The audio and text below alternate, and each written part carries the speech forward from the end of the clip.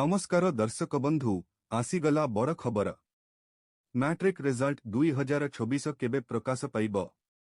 केमिति आपण घरे बसी रिजल्ट चेक करि परिबे? समस्त डिटेल्स एही वीडियो रे रहिछि, शेष पर्यंत देखंतु।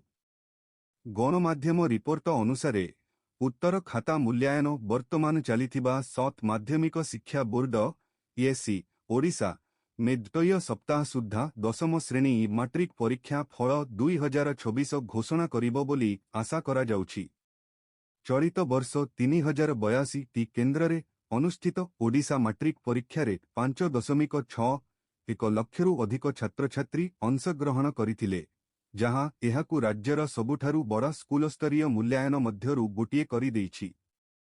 गणमाध्यम रिपोर्ट अनुजाई अधिकारी माने कहिछंती जे मूल्यायन प्रक्रिया आरंभ होईछि एवं समय सारणी अनुजाई चलिछि।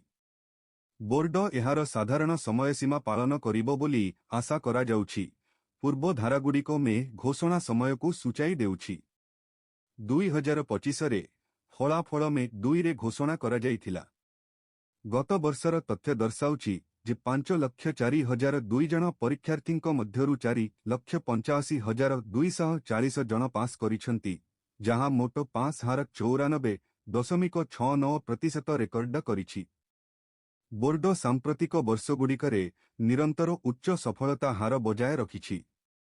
वेबसाइटरे रोल नंबर एवं पंजीकरण विवरणी व्यवहार करी ऑनलाइन रे सेमानंकर फलाफल जांच करि परिबे। ओडिशा दशम श्रेणी फलाफल स्कोर कार्ड डाउनलोड करिबा पई पदक्षेप गुड़िक। प्रार्थी माने ऑफिशियल वेबसाइटरू ओडिशा दशम श्रेणी फलाफल 2024 डाउनलोड करिबा पई एठारे वर्णना करा जायतिबा पदक्षेप गुड़िक अनुसरण करि परिबे। ओडिशार माध्यमिक शिक्षा बोर्ड ईएससी रो ऑफिशियल वेबसाइट को जानतु।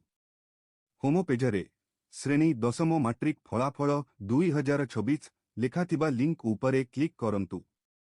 आपणकर रोल नंबर एवं पंजीकरण नंबर प्रवेश करंतु।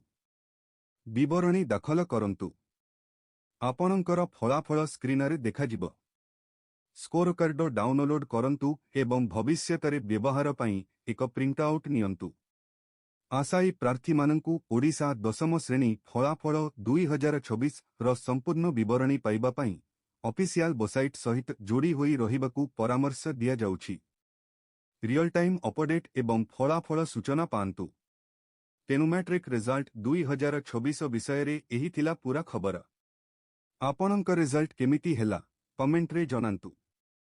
एमिति अपडेट पाई चैनल को सब्सक्राइब करंतु। धन्यवाद।